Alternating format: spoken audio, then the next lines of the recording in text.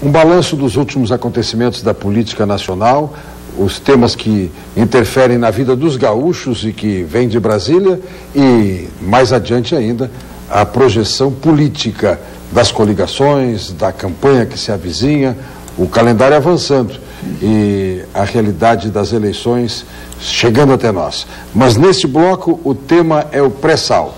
O pré-sal, o leilão do Campo de Libra, afinal, foi bom ou foi mau negócio? A opinião que se ouve inicialmente é de que foi excelente. As publicações de economia do mundo dizendo que foi um fracasso, que ninguém compareceu, o valor foi o valor mínimo, enfim.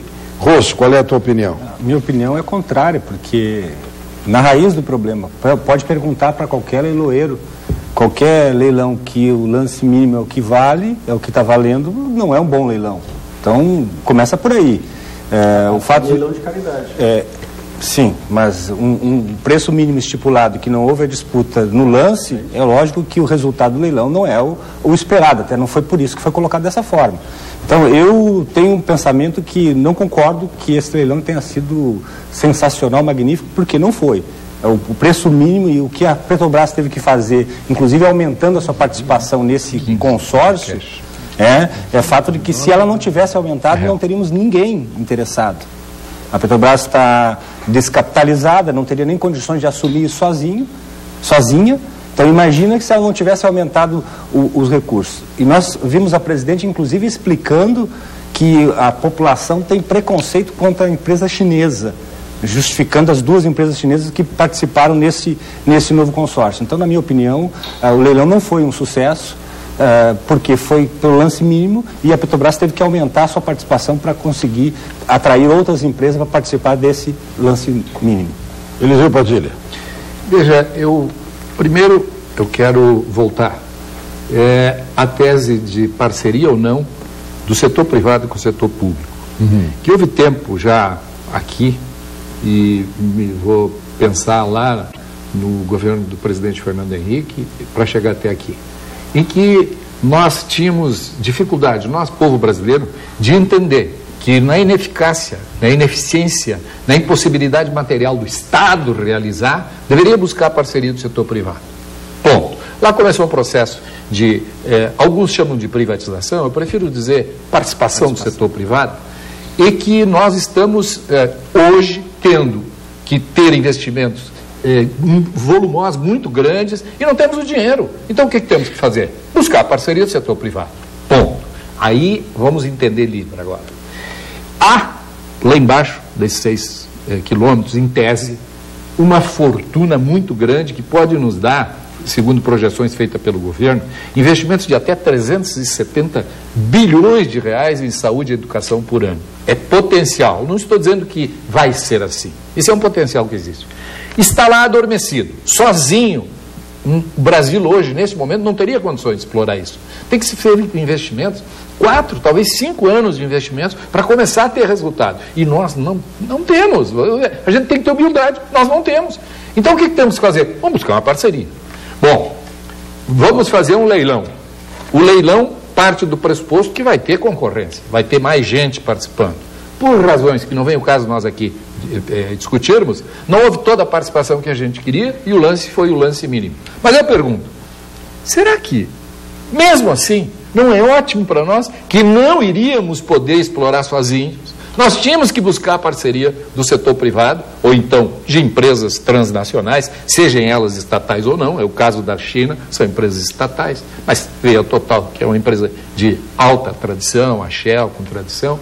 Então, eu acho que nós abreviamos. Poderia ser melhor? Talvez. Se nós mudar a nossa legislação sobre as agências reguladoras, que as agências possam efetivamente dar a garantia que o empreendedor quer, mas tem muito C aí, e a saúde, e a educação, e a rua de junho, e a inundação dessa semana, não vão esperar.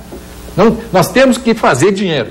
E se tem uma fortuna lá embaixo, a forma de fazer o dinheiro nesse momento foi essa. Foi a melhor? Pô, claro que o governo queria que fosse melhor. Agora, só para nós, o governo também não pode vir a dizer, não, foi um fracasso. Não foi fracasso. Não foi o ideal que todo mundo sonhava. Mas eu acho que foi um sucesso. Por quê? Porque nós vamos começar.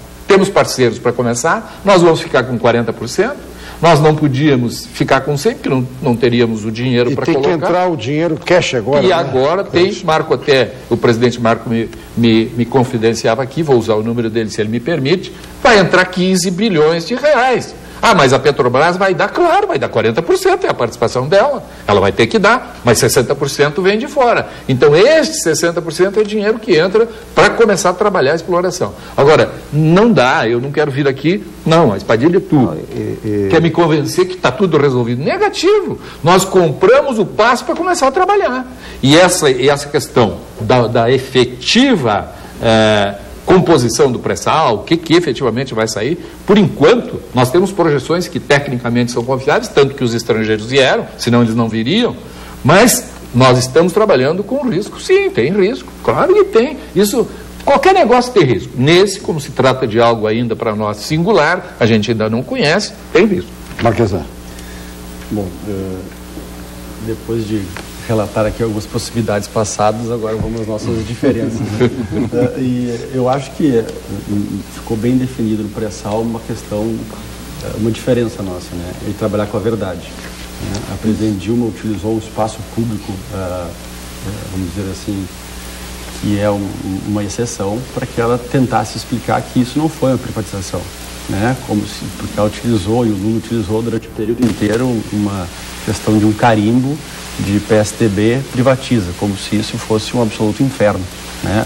Tem uma relação onde a gente admite incompetência do setor público, a falta de capitalização, e chama experts em determinadas áreas para utilizar o que a gente tem e fazer aquela questão melhor do que o setor público poderia fazer, de acordo com o interesse público.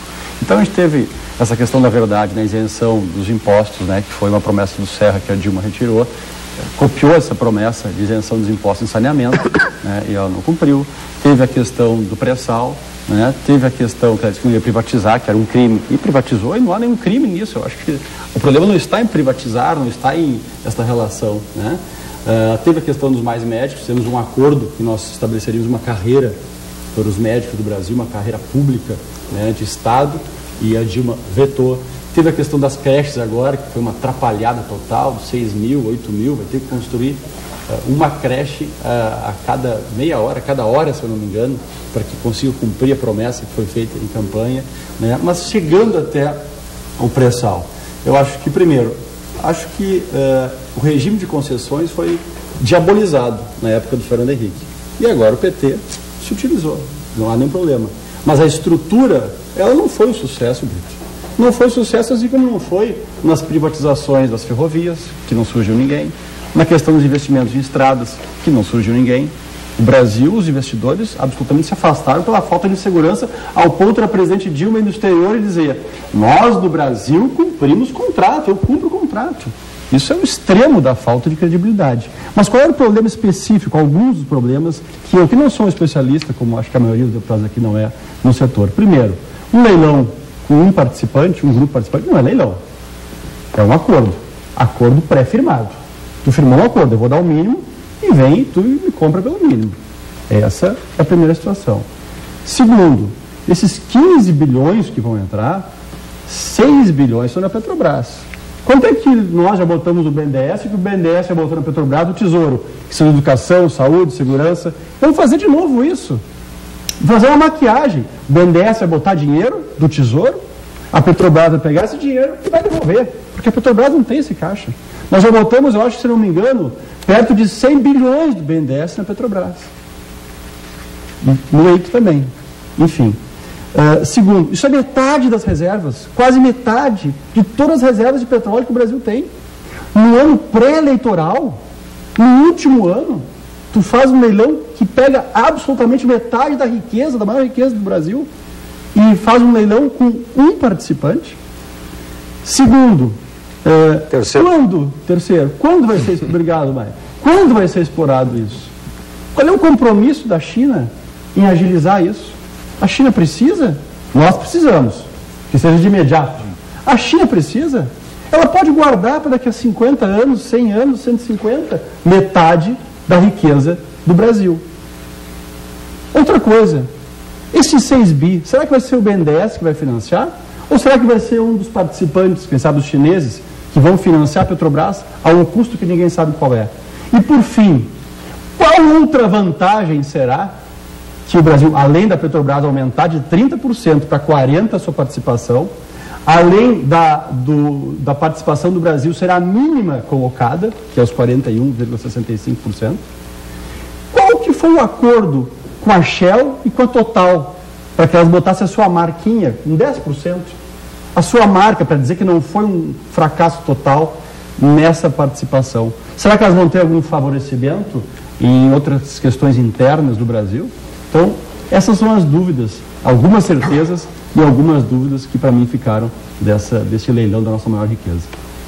Maia. Olha, Brito, primeiro eu não tenho dúvida nenhuma de que o leilão foi um sucesso absoluto. É óbvio que há aqui uma intenção da oposição de querer desqualificar o leilão, de querer colocar dúvidas sobre os procedimentos que foram adotados para esse leilão de Libra. E aqui vai uma diferença com o PSDB. É óbvio que se o governo tivesse colocado o preço lá embaixo, ou o bônus lá embaixo, tivesse dado de presente, como o PSDB o fez nas suas privatizações na época do Fernando Henrique Cardoso, nós teríamos inúmeros participantes. Nós teríamos aquele hotel lotado de empresas do mundo inteiro querendo participar do leilão. Isso não aconteceu, primeiro, porque o governo estabeleceu regras claras e benéficas ao Brasil, ao nosso Estado, ao Estado brasileiro. Segundo, colocou um preço que era um preço compatível com o mercado internacional. Muitos empresários ou muitos setores da economia petrolífera do mundo queriam valores menores. Queriam que houvesse uma taxa de retorno maior para os seus negócios, para as suas empresas e não para o Estado brasileiro. Muitos destes que poderiam estar se apresentando no processo do leilão não queriam um sistema de partilha. Queriam um sistema antigo, aquele do Fernando Henrique Cardoso, que era um sistema de concessão pura e simples, onde você dá à empresa, ela paga um valor percentual e tem o direito de exploração total. Neste caso específico, nós estamos vendo aqui um sistema de partilha. Este grupo que foi formado vai explorar o petróleo, mais 46%, é 46, né, 41. Ou 41% do petróleo que for explorado vem direto para a União, fica direto com o Estado brasileiro. Só um parênteses. Então, há aqui uma diferença, Marquesa, muito grande entre o modelo estabelecido pelo PT e aprovado pelo Congresso Nacional e o que era praticado pelo PSDB antigamente. Agora, há um outro fator que nós temos que levar em consideração e que na minha avaliação é preponderante. O mundo está quebrado. Se você vai à Europa, a crise na Europa é brutal. As empresas na Europa hoje discutem, debatem, os governos discutem e debatem como sair da crise, como gerar emprego, como conseguir segurar o estado de bem-estar social na Europa. Se você vai aos Estados Unidos, o debate, a discussão dos Estados Unidos é um debate sobre como pagar a sua dívida. Como ter orçamento para o pagamento da sua dívida, o que não é o caso do Brasil. É óbvio que num cenário como estes países, estas empresas têm dificuldades de aportar um volume de recursos grande como este para um investimento de retorno daqui a 6 ou 7 anos.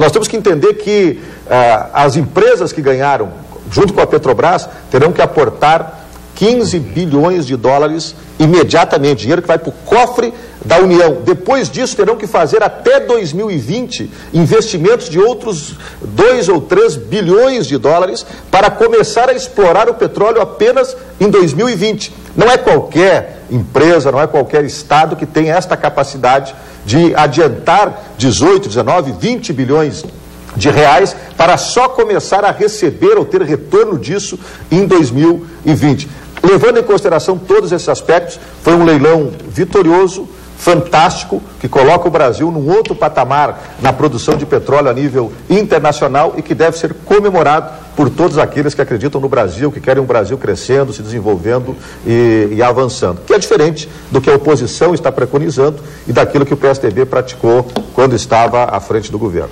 No próximo bloco e também no bloco final, nós vamos tentar desenhar, armar os palanques eleitorais de 2014 e saber onde é que eles estarão. Se estarão juntos, se vão assistir um o comício do outro, Como é que vai ser depois dos comerciais?